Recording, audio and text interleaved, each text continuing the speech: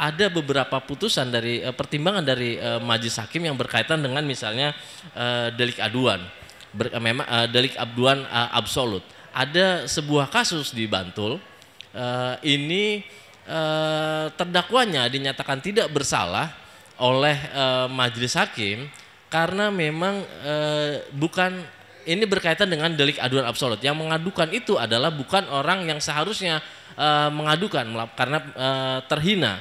Karena dalam hal ini adalah yang merasa dihinakan adalah sebuah perusahaan.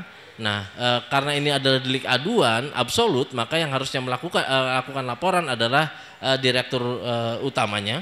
Tetapi dalam kasus ini pelapornya adalah orang lain.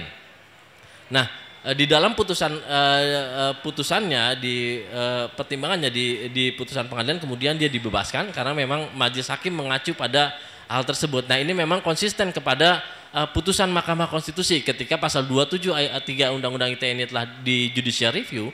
Mahkamah Konstitusi memang menolak, tetapi memang Mahkamah Konstitusi mensyaratkan bahwasanya penerapan pasal 27 ayat 3 Undang-Undang ITE ini harus mengikuti ataupun mengkaitkan dengan pasal 310 311 KUHP di mana genius crime-nya itu ada di sana. Nah, inilah yang kemudian dijadikan pertimbangan oleh majelis hakim sehingga terdakwanya dibebaskan. Nah, itu. Nah, di samping itu ada juga berkaitan dengan hukum acara pembuktian atau berkaitan dengan digital evidence, bukti elektronik. Nah, memang dari sekian banyak kasus, dari 20 kasus tersebut, mayoritas pembuktian digital elektroniknya ini kita melihat ya secara asal-asalan, tidak due process of law.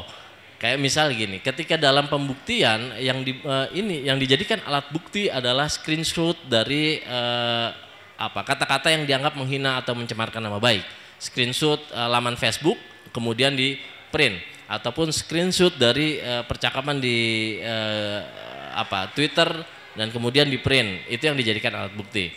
Nah, di berbagai kasus ini diterima oleh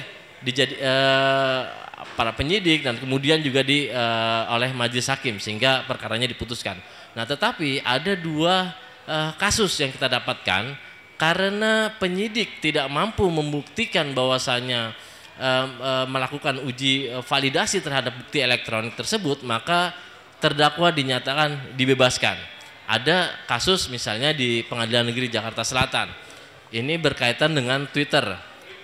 Nah, karena pihak penyidik dan penuntut umum tidak mampu membuktikan bahwasanya akun Twitter tersebut adalah milik terdakwa, maka terdakwa dibebaskan. Itu satu. Yang kedua adalah, yang ketiga itu ada kasus di Bandung. Ini berkaitan dengan percakapan di ruang privat sebenarnya, di inbox Facebook. Nah, yang dijadikan alat bukti di dalam persidangan oleh para jaksa penuntut umum itu adalah print kertas percakapan yang di Facebook itu. Dan memang terdakwa tidak mengakui adanya percakapan hal tersebut. Tetapi kemudian persidangan ini berjalan terus sehingga di pengadilan negeri terdakwa dinyatakan bersalah. Padahal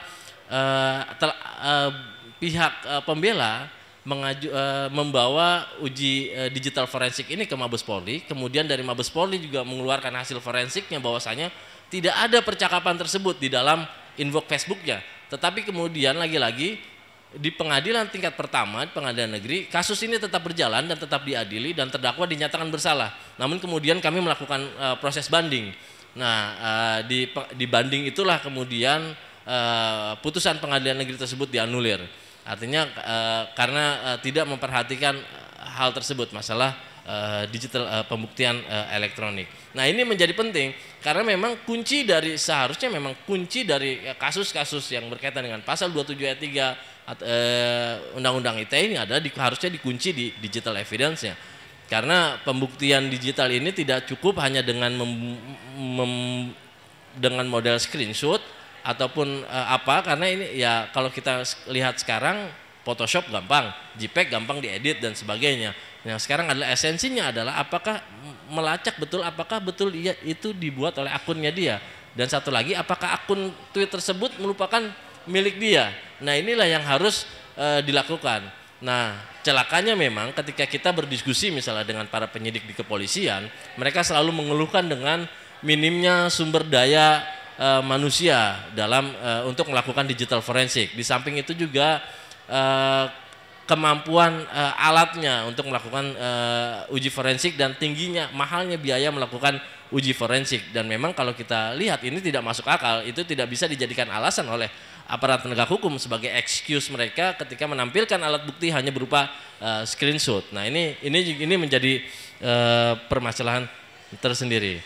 Nah, di samping itu juga ada putusan dari majelis hakim yang kita anggap cukup lumayan bagus karena dia mencoba menafsirkan unsur di dalam pasal 27 ayat 3 misalnya tanpa hak. Nah, artinya majelis hakim tersebut mengartikan tanpa hak ini dengan menggunakan demi kepentingan umum yang ada di pasal 310 ayat 1. Artinya menurut majelis hakim ketika penghinaan dan pencemaran nama baik itu berkaitan dengan kepentingan umum atau nah ini bisa dijadikan sebuah alasan untuk peniadaan pemidanaannya. Nah, itu ada di putusan kasus yang dialami oleh Diki Chandra pada saat itu. Tapi memang Diki Chandra tetap dinyatakan bersalah karena tidak memenuhi unsur tersebut, artinya tidak demi kepentingan publik. Kalau memang kepentingan publik dia mungkin bisa terbebaskan di kasusnya. Nah itu.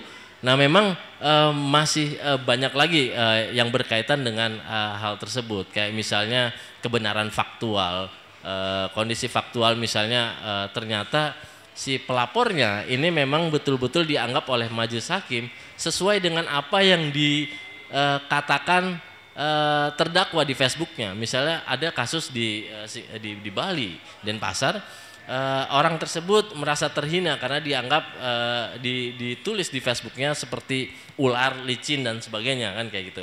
Nah, tetapi kemudian dalam proses persidangan muncul perdebatan, diskusi dan sebagainya yang menerangkan bahwasanya memang orang tersebut licik dan sebagainya. Ternyata majelis hakim mengangkat hal tersebut. Artinya ya ini bukan merupakan fitnah dan pencemaran nama baik karena memang faktualnya si pelapor ya memang orang yang seperti itu.